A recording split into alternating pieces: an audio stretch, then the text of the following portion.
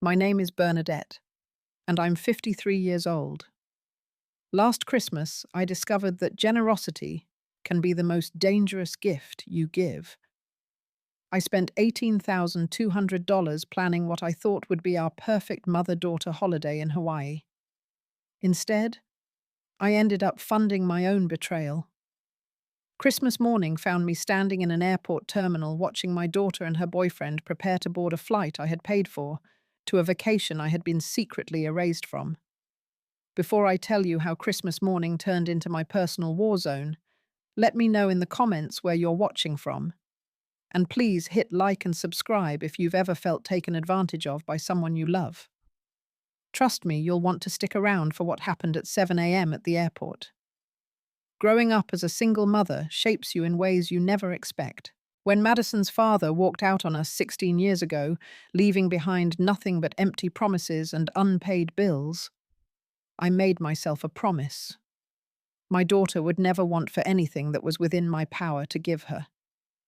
I threw myself into my career at Consolidated Insurance, climbing from entry-level clerk to human resources manager through sheer determination and countless overtime hours.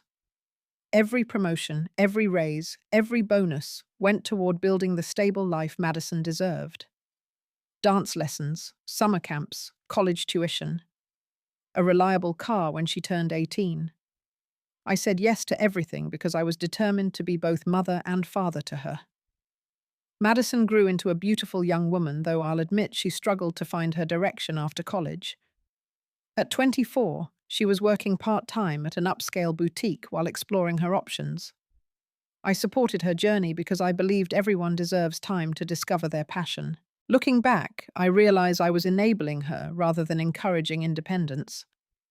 That crisp October afternoon when she came for our weekly dinner, something felt different. Madison seemed restless, constantly checking her phone, her mind clearly elsewhere. We were sitting in my sunroom sharing homemade apple pie and watching the sunset paint the sky orange and pink. "Madison, honey," I said, setting down my fork. "You seem distracted lately. Is everything all right?" She looked up from her phone, offering a distracted smile. "Just busy, Mum. You know how it is." But I didn't know how it was. Her part-time job barely filled 25 hours a week, and she'd been increasingly vague about how she spent her time. "I've been thinking," I continued, "maybe we both need a break from routine. How would you feel about spending Christmas somewhere extraordinary this year?" Her attention snapped to me immediately. "What do you mean?" "Hawaii. 7 days in paradise, just you and me. We could finally take that mother-daughter trip we've always talked about." Madison's eyes widened with genuine excitement, the first authentic emotion I'd seen from her in weeks. "Mum, are you serious? That would be incredible." I had already researched everything thoroughly. The Maui Grand Resort offered the perfect blend of luxury and intimacy. Ocean view suites, world-class spas, snorkeling excursions through coral reefs, and restaurants that had been featured in travel magazines. The total package would cost $18,200, but seeing Madison's face light up made every penny worth it. "Consider it our Christmas gift to each other," I told her. "We've both been working hard, and I think we could use some quality time together." Madison jumped up and wrapped me in the tightest hug we'd shared in months. "Mum, this is amazing. When do we leave?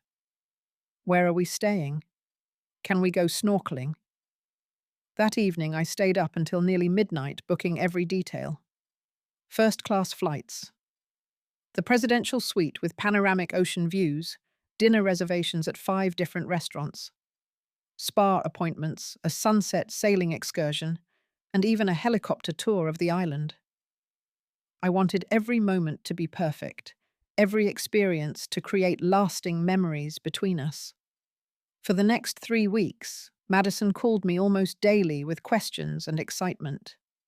We spent hours planning our itinerary, researching local attractions, and shopping for appropriate vacation clothes. It felt like we were finally connecting as adults, sharing the kind of relationship I'd always dreamed we'd have. I charged everything to my primary credit card, without hesitation. After years of sacrifice and careful budgeting, I finally had the financial stability to give my daughter something truly special. The money felt like an investment in our relationship, a way to create the kind of bond that would last forever. The planning process brought us closer than we'd been since she was a child. Madison would text me photos of sundresses she was considering, and I'd send her links to articles about hidden gems on Maui. We discussed everything from which sunscreen to pack to whether we should try the famous road to Hana. Everything felt perfect. Everything felt right. I should have recognized that perfection is usually an illusion. November arrived with subtle changes that I initially attributed to pre-vacation excitement. Madison's daily phone calls became sporadic, sometimes going 2 or 3 days without contact. When we did speak, she seemed hurried, always rushing off to something she described as super important. Madison, we should start finalizing our packing lists, I suggested during one of our brief conversations. The weather forecast looks perfect, but we'll need different outfits for different activities. Don't worry about it, Mum. I've got everything under control. Something about her tone bothered me. Since when did Madison have anything under control without extensive discussion and maternal input? What do you mean you've got it under control? We're supposed to be planning this together. I just mean I know what to pack. You don't need to worry about every little detail. But worrying about details was how I showed love. It was how I ensured nothing went wrong, how I protected the people I cared about from disappointment. The really concerning changes began appearing in her questions. Instead of asking about activities and restaurants, Madison started focusing on technical aspects of our reservation. Mum, can hotel bookings be modified after they're made? Why would you need to modify anything? We spent weeks planning everything exactly how we wanted it. Just curious, like if we wanted to change room configurations or add people to the reservation. Add people. We were supposed to be having intimate mother-daughter time. Why would she be thinking about adding people? Madison, this is our special trip. Just the two of us. That's the whole point. Of course, Mum. I was just asking hypothetically. But nothing about her questions felt hypothetical. They felt calculated, like she was gathering information for a specific purpose she didn't want to share with me. Then came the phone call that changed everything. It was a Thursday evening in mid-November when Madison called, her voice bubbling with excitement I hadn't heard since our initial planning conversations. Mum, I have the most incredible news. I've met someone really special. Madison had dated various men over the years, but something about her enthusiasm felt different, more serious, more invested. His name is Tyler and he's absolutely perfect. He's 26, works in digital marketing for a tech startup, and Mum, he's the kindest person I've ever met. We've been together for 3 months now, and I think this could be really serious. 3 months. She'd been in a serious relationship for 3 months and never mentioned him during any of our vacation planning conversations. That's wonderful, sweetheart, I said, though alarm bells were starting to ring in my mind. I'd love to meet him sometime soon. Actually, that's exactly what I wanted to talk to you about. Madison's voice took on the coaxing tone she'd used as a teenager when asking for extended curfews or expensive purchases. Tyler has traveled all over Europe and Asia, but he's never been to Hawaii. Can you believe that he's dying to see the Pacific Islands? My stomach dropped. I could see exactly where this conversation was heading. Mum, wouldn't it be wonderful if Tyler could join us for Christmas? I mean, Hawaii is such a romantic destination, and it would be amazing to share that experience with someone I really care about. I sat in my kitchen, gripping the phone, feeling like the foundation of our carefully planned vacation was crumbling beneath my feet. This was supposed to be our time together, our chance to reconnect as mother and daughter, our opportunity to build the kind of adult relationship I'd been hoping for since she graduated college. Madison, sweetheart, this trip is specifically designed for just the two of us. We've planned every detail around mother-daughter bonding time. But, Mom, he could pay his own way. I'm not asking you to cover his expenses. Tyler has a great job and plenty of savings. He can afford his own flight and meals and activities. Please. It would mean everything to me. The pleading in her voice activated every maternal instinct I'd developed over 24 years of parenting. I'd spent her entire life trying to make her happy, trying to give her everything she wanted, trying to be the parent who never said no to reasonable requests. Let me think about it, I said, already knowing I was going to cave to her wishes. Really, Mum, you're amazing. Tyler is going to be so excited.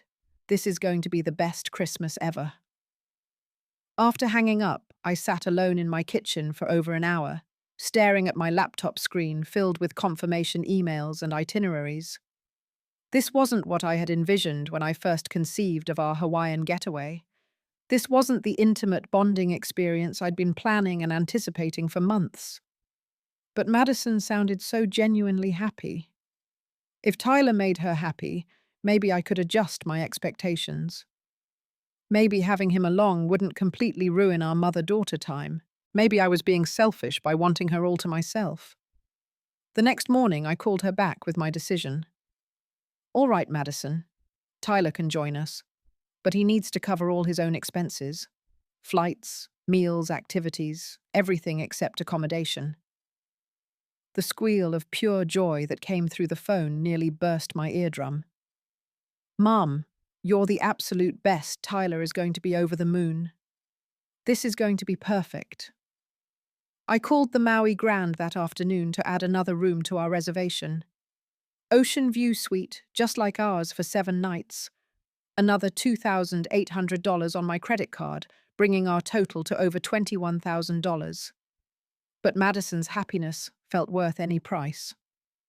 Or so I thought at the time. December arrived with changes that made my maternal instincts scream warnings I chose to ignore. Madison became increasingly difficult to reach, often going entire days without returning my phone calls. When she did respond, she sounded rushed and distracted, like our conversations were inconvenient interruptions to more important activities. Madison, we need to schedule our final planning meeting, I told her during one of our increasingly rare phone conversations. There are last-minute details we need to coordinate before departure. Mum, honestly, everything's already handled. You don't need to worry about anything. Everything's already handled. By whom I had planned every aspect of this vacation. I had made every reservation coordinated, every activity arranged, every detail. When had Madison suddenly become the trip coordinator? What do you mean everything's handled? I planned this entire vacation. I should be involved in any final arrangements. Tyler and I have been looking over the itinerary, and we think some of the restaurants you chose might not be our style. We might want to do some things independently. Our style. Tyler and I. Like I was some kind of third wheel on a vacation I had conceived, planned, and funded entirely by myself. Madison. This is supposed to be a family vacation. We should be doing things together, not splitting up into separate groups. Mum, we're all adults here. We don't need to spend every single moment attached at the hip. After that conversation, I made the mistake of checking Madison's social media accounts, something I rarely did because I tried to respect her privacy as an adult. What I discovered made my blood run cold. Her Instagram story featured a series of photos from the past few weeks that I'd never seen before. Madison and Tyler at trendy restaurants, holding hands at art galleries, laughing together at coffee shops I didn't recognize. The most recent post showed them embracing on some downtown rooftop, both grinning at the camera with the city skyline behind them. The caption read, "Counting down the days until our tropical paradise getaway. Cannot wait to wake up to ocean views with this amazing man." Our tropical paradise getaway, not family vacation with Mum, or Christmas trip to Hawaii, our getaway, like I was completely irrelevant to the entire experience. I scrolled through more of her recent posts, searching for any mention of spending Christmas with her mother, any acknowledgement that this was supposed to be a special mother-daughter experience. There was nothing. Every post focused on her excitement about Hawaii as a romantic destination with Tyler. That weekend, I called Madison with growing concerns about our communication breakdown. Madison, I've been looking at your social media, and I'm confused about something. All your posts about Hawaii focus on you and Tyler. You haven't mentioned that this is supposed to be family time. There was a long, uncomfortable pause before she responded. Mum, what's the big deal? It's just Instagram. I don't post every detail of my life. The big deal is that I'm starting to feel like an unwelcome third party on a vacation I'm paying for entirely. A vacation that was originally conceived as mother-daughter bonding time. You're being overly sensitive. Of course you're welcome. We're all going together. But something in her voice sounded defensive, like she'd been caught doing something wrong and was trying to cover her tracks. I think we need to meet in person this week. All three of us. I want to sit down with you and Tyler and make sure we're all on the same page about expectations for this trip. Mum, that's really not necessary. We're all adults. We can figure things out as we go. Madison, I'm paying $21,000 for this vacation. I think a planning meeting is not just necessary, it's mandatory. She sighed with obvious irritation. Fine. We'll try to work something into our schedule. But somehow our schedules never aligned. Every time I suggested a specific day and time to meet, Madison had conflicts. Tyler was working late. She had commitments with friends. They were busy with holiday preparations. There was always an excuse, always a reason to postpone the conversation I desperately needed to have. 2 weeks before departure, Madison called with a request that should have been my final warning sign. Mum, quick question. Is there any flexibility with our check-in date at the resort? Tyler was thinking it might be fun to arrive a day early and get settled. Madison, our reservations are specifically for Christmas Day through New Year's Day. That's what I booked and paid for. I know, but Tyler's college roommate Jake lives in Los Angeles now, and he might want to meet us in Hawaii for a couple days. Wouldn't it be fun to have more people around? My hands began trembling with a combination of anger and disbelief. Absolutely not. This trip has a specific guest list, specific reservations, and a specific budget. We are not adding random college friends to a vacation I'm funding. Mum, you're being totally unreasonable. I'm 24 years old. I should be able to invite friends to hang out with us. And I'm 53 years old, and I'm the one paying for everything. This was supposed to be our special time together, and you're trying to turn it into some kind of group party with people I've never even met. Madison hung up on me. We didn't speak for 4 days. When she finally called back, she didn't apologize for hanging up on me or acknowledge that her request had been inappropriate. She simply acted like our argument had never happened and started talking about packing lists as if nothing was wrong. But the damage had been done. I could see the pattern clearly now, and it terrified me. Madison wasn't treating this trip as a gift from her mother. She was treating it as a free vacation that she could manipulate and modify according to her own desires, regardless of my feelings or intentions. I started having trouble sleeping, lying awake night after night, wondering if I should cancel the entire trip, rather than watch my daughter treat me like nothing more than a source of funding for her romantic adventure. I should have trusted those instincts. I should have cancelled everything right then and saved myself the heartbreak that was coming. Christmas Eve arrived grey and bitter, typical December weather that matched my growing anxiety about the next morning's departure. I woke up with a knot of dread in my stomach that had been building for weeks. Throughout the entire day, I tried calling Madison to confirm our departure logistics.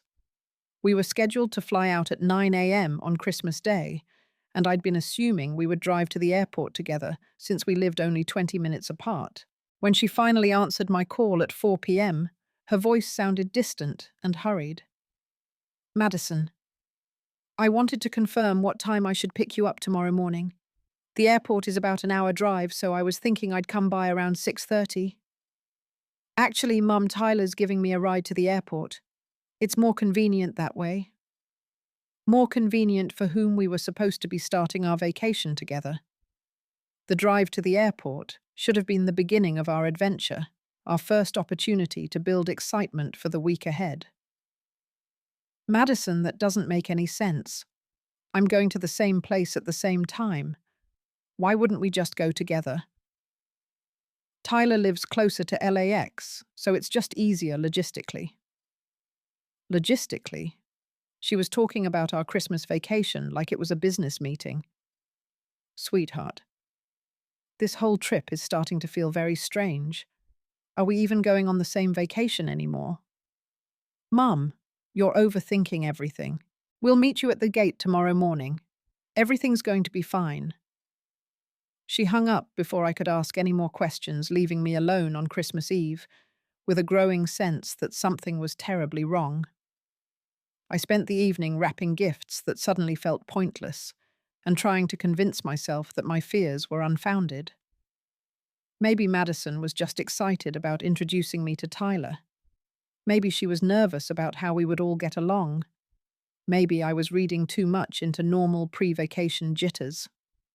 At 11:30 p.m., I decided to send Madison a text message wishing her Merry Christmas Eve and expressing how much I was looking forward to our trip together. The message showed as delivered, but she never responded. By midnight, I was wide awake, staring at the ceiling and fighting off waves of anxiety about the morning ahead. Something felt fundamentally wrong about the entire situation, but I couldn't pinpoint exactly what it was. At 12:15 a.m., my phone chimed with an email notification. The sender was the Maui Grand Resort. My heart stopped beating for several seconds as I read the subject line: Confirmation of booking modifications for Patterson reservation. With trembling hands, I opened the email and read the most devastating message I'd received in years. Dear Ms. Patterson, we are writing to confirm the changes made to your group reservation on December 23rd. Your booking has been successfully modified to accommodate 2 guests instead of 3. The Oceanfront Presidential Suite is confirmed for Madison Patterson and Tyler Williams, checking in December 25th through January 1st. Please note that Bernadette Patterson has been removed from this reservation, per the request of the primary guest contact. Removed from this reservation per the request of the primary guest contact. I read those words over and over again, certain I was experiencing some kind of nightmare. My own daughter had contacted the resort behind my back and literally erased me from a vacation I had planned and paid for entirely by myself. With shaking hands, I immediately called the resort's 24-hour guest services line. Aloha, this is the Maui Grand Resort. How may I assist you this evening?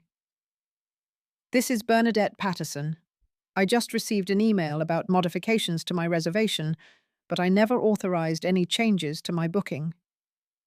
One moment, please, Ms. Patterson. Let me pull up your account.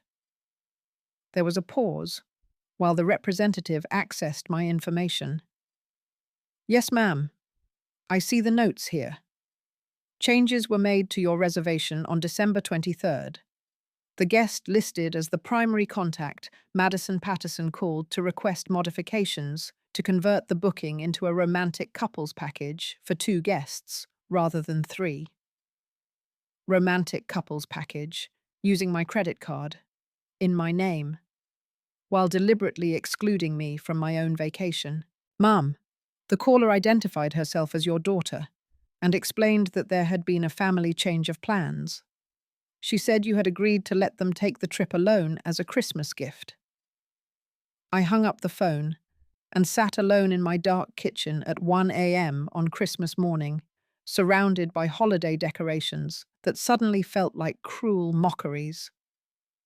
I had been completely and thoroughly manipulated by my own daughter, but as I sat there in the darkness, something fundamental shifted inside me.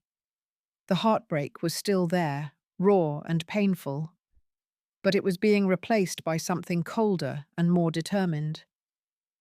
Madison wanted her romantic getaway funded by her mother's generosity.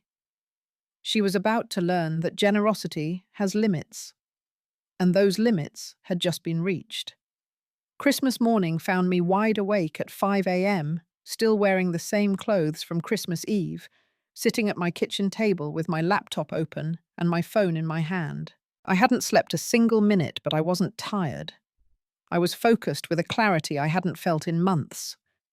At 5:30 a.m., I placed my first call to Chase Bank's 24-hour customer service line.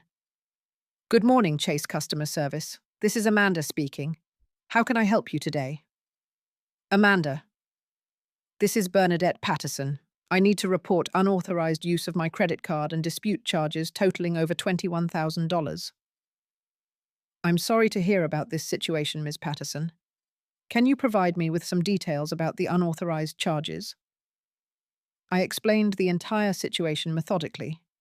The original booking made with my credit card and my authorization.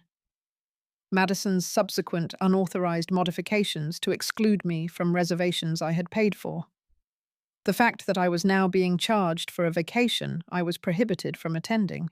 So you made the original charges yourself, but then someone else modified the reservations without your knowledge to exclude you from the trip. Exactly. I paid for a family vacation that I've now been banned from attending by the person I was taking on the vacation. Ms. Patterson, this definitely constitutes unauthorized use of your credit card. I'm going to start a dispute process immediately and issue a temporary credit to your account while we investigate. My next call was to the Maui Grand Resort. It was 2 a.m. in Hawaii, but luxury resorts maintain round-the-clock guest services for exactly these kinds of situations. Maui Grand Resort. This is Kailani speaking. How may I assist you? Kailani. This is Bernadette Patterson. I have a reservation that needs to be cancelled immediately due to credit card fraud. I'm sorry to hear about this situation, Ms. Patterson. Let me look up your booking. I see your reservation here, but our system shows that you were removed from the guest list on December 23rd by Madison Patterson, who was listed as an authorized contact. Madison Patterson is my daughter, but she was never authorized to make changes to a reservation paid for entirely with my credit card. I'm disputing these charges with my bank, and I need this entire booking cancelled before anyone attempts to check in. Oh my, this is quite an unusual situation. Let me connect you with our guest services manager immediately. 20 minutes later, I was speaking with the resort's night manager, who was extremely understanding about my predicament. Mrs. Patterson, unfortunately, we do encounter these types of family disputes more frequently than you might expect. Adult children who manipulate travel arrangements paid for by their parents. We're absolutely willing to cancel the entire reservation and process a full refund. Thank you so much. How quickly can the cancellation take effect? Immediately, ma'am. I'm processing it right now. The booking will be completely cancelled within the next few minutes. At 6:45 a.m., I was dressed and driving toward Los Angeles International Airport. The highways were nearly empty except for maintenance crews and the occasional early morning traveler. I had printed copies of every receipt, every booking confirmation, and every piece of documentation related to the vacation I had planned and funded. As I drove through the pre-dawn darkness, I felt something I hadn't experienced in weeks. Not peace exactly, but purpose. For the first time since this nightmare began, I was taking control of the situation instead of simply accepting bad treatment. Madison and Tyler were expecting to board a flight to paradise funded entirely by my generosity and my credit card. Instead, They were about to discover that actions have consequences, even for entitled adult children, especially for entitled adult children. I arrived at LAX at exactly 7 a.m. Terminal 4 Gate 38, Madison and Tyler's flight to Maui, was scheduled for departure at 9 a.m., which meant they would probably arrive at the gate around 7:45. I purchased coffee from a vendor and positioned myself at a table with a clear view of the boarding area. My phone was buzzing constantly with text messages from Madison, but I ignored every notification. She was probably discovering that something was seriously wrong with their hotel reservation. At 7:20 a.m., I spotted them walking through the terminal. Madison was pulling a bright pink wheeled suitcase, wearing a flowing sundress and sandals, despite the December weather outside. Tyler walked beside her, looking confident and relaxed, carrying expensive luggage that probably cost more than my monthly car payment. They were laughing about something completely oblivious to the confrontation that was about to unfold. They headed directly to the Starbucks near their gate, probably planning to grab breakfast before their flight. That's when I made my move. I approached their table and sat down across from them without invitation, placing my folder of documentation directly in front of me. "Good morning, you two. Merry Christmas." Madison's face turned completely white. Tyler nearly dropped his coffee cup. "Mum, what are you doing here? How did you know what flight we were taking?" "I know what flight you're taking because I booked it, just like I booked everything else for this vacation that I've now been excluded from." Tyler looked confused and uncomfortable. "Mrs. Patterson, I think there might be some kind of misunderstanding." "There's no misunderstanding, Tyler. The only confusion here is why my daughter thought she could steal a $21,000 vacation from her mother and get away with it." I opened my folder and placed the cancellation confirmation from the Maui Grand Resort on the table between us. "The trip you thought you were taking, it no longer exists. Every reservation has been cancelled. Every penny has been refunded." Madison's voice rose to nearly a shriek, causing other passengers to turn and stare. "Mum, you can't do this. Our flight leaves in less than 2 hours." "Actually, Madison, I can absolutely do this. When you pay for something with your own money using your own credit card in your own name, you get to decide what happens to that purchase." Tyler was looking back and forth between us like he was watching a tennis match. "This is completely insane. We had reservations. We made plans." "You made plans that didn't include the person who funded them. You made plans to steal a vacation from me while pretending I didn't exist." Madison started crying, but they weren't the manipulative tears I'd seen countless times before. These looked like genuine panic. "Mum, we can fix this. We can work everything out. We can talk about this like adults." "We could have talked about this weeks ago, Madison. Instead, you chose to lie to me, manipulate me, and steal from me. Today, you get to experience the consequences of those choices." I stood up from the table and looked down at both of them. Madison in her vacation outfit, Tyler with his designer luggage, both of them stranded in an airport with no backup plan and no way to afford the luxury vacation they had planned to enjoy at my expense. "You wanted your romantic Christmas getaway without me, pay for it yourselves. I'm done funding my own humiliation." I walked away from that table with more dignity and self-respect than I'd felt in months. Behind me, I could hear Madison calling my name desperately, but I didn't turn around. The drive home was the most peaceful hour I'd experienced since October. Empty Christmas morning highways, beautiful sunrise breaking through the clouds, and the satisfying knowledge that I had finally stopped enabling my daughter's entitled behavior. For the first time in years, I was going to spend Christmas exactly how I wanted to spend it. Alone, peaceful, and free from family drama. The aftermath unfolded exactly as I had anticipated. My phone started ringing before I even made it home from the airport. By noon on Christmas Day, I had received 23 missed calls from Madison, and 15 text messages that ranged from angry accusations to desperate pleading. I turned off my phone and spent the day exactly how I pleased.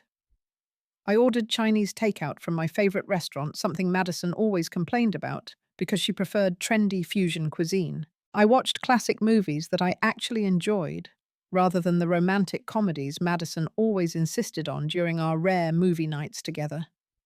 I read a novel I'd been meaning to finish for months, drank wine that I genuinely liked instead of the sweet varieties Madison preferred, and went to bed at a reasonable hour, feeling more relaxed than I had in weeks.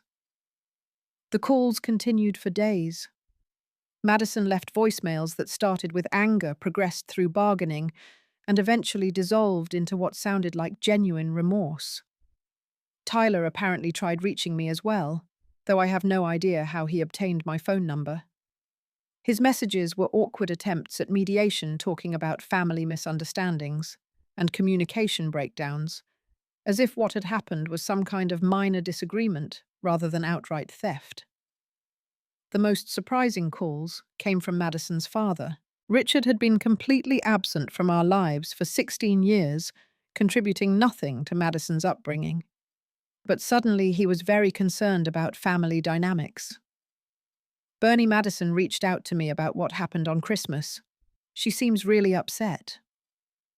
Bernie. Like we were old friends who spoke regularly rather than divorced parents who hadn't had a conversation in over a decade. Richard Madison is 24 years old. If she wants to discuss family relationships, she's perfectly capable of calling me directly. She said you cancelled some kind of vacation she was supposed to take. Don't you think that was a little extreme? What I think is extreme is stealing a $21,000 vacation from the mother who planned and paid for it. But since you haven't contributed a single dollar to Madison's life in 16 years, I don't consider you qualified to judge my parenting decisions. He hung up immediately and hasn't contacted me since. New Year's Eve arrived quietly. I spent it reading, enjoying a bottle of wine I'd been saving for a special occasion, and reflecting on how peaceful life could be, without constant drama and manipulation. At midnight, I toasted myself for finally learning to set appropriate boundaries. It wasn't until February that Madison called with what sounded like genuine emotion rather than strategic manipulation. Mom, Tyler and I broke up. I wanted to express sympathy, but honestly, I felt nothing but relief. What happened? I asked, though I suspected I already knew.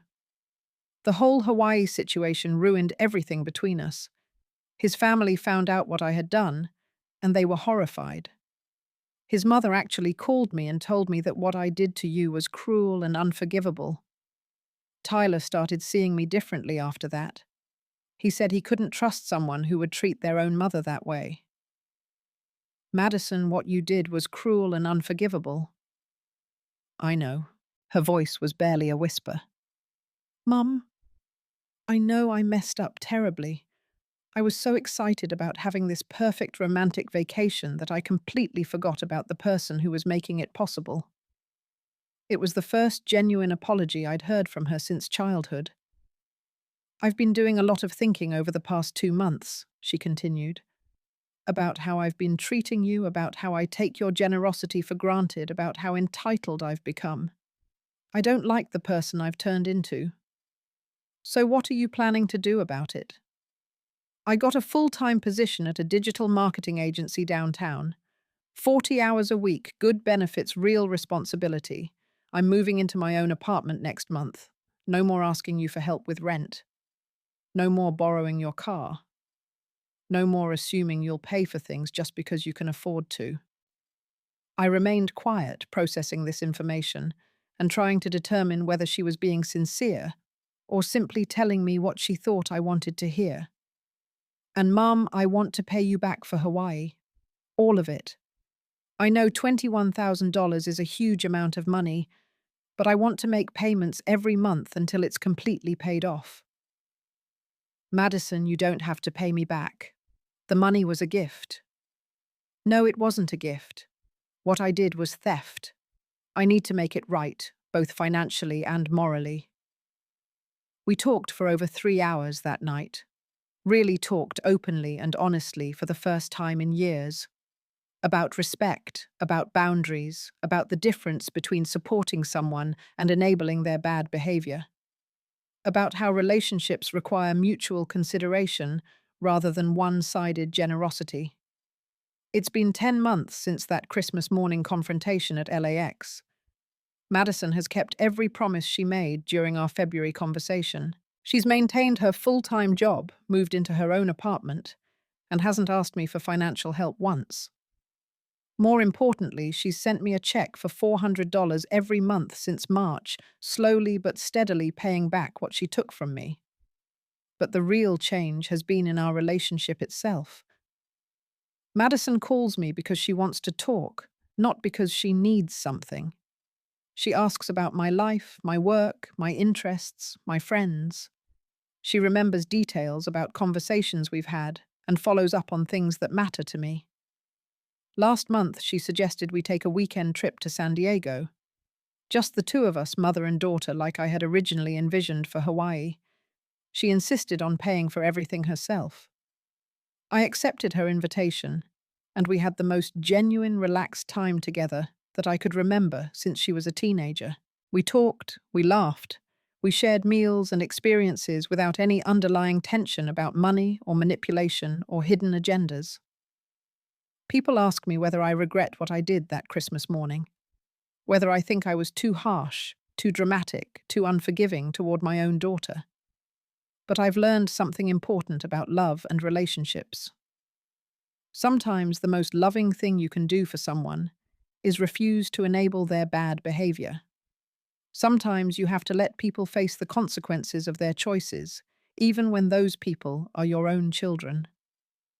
That Christmas morning at LAX wasn't about revenge or punishment. It was about reclaiming my self-worth and refusing to accept mistreatment from someone I loved. It was about teaching my daughter that other people's generosity has limits and that relationships require mutual respect.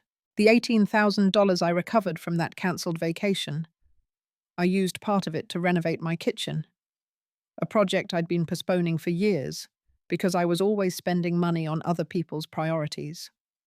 The rest went into a savings account for genuine emergencies, not manufactured crises or manipulative requests.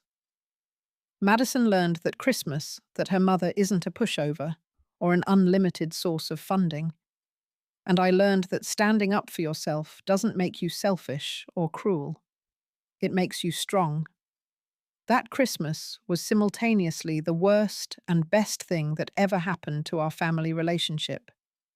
The worst because it revealed how dysfunctional our dynamic had become. The best because it forced us to rebuild our connection on a foundation of mutual respect rather than one-sided obligation.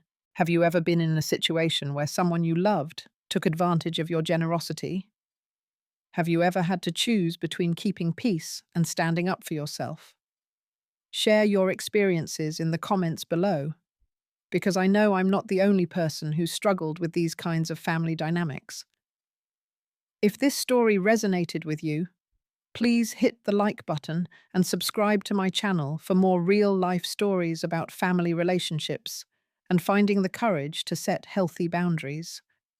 Share this video with anyone who might need to hear that it's okay to demand better treatment from the people in your life, even when those people are family. Thank you for listening to my story, and I hope your holidays are filled with genuine love, mutual respect, and family members who appreciate your generosity rather than exploit it. Remember, you teach people how to treat you by what you're willing to accept. Don't accept less than you deserve.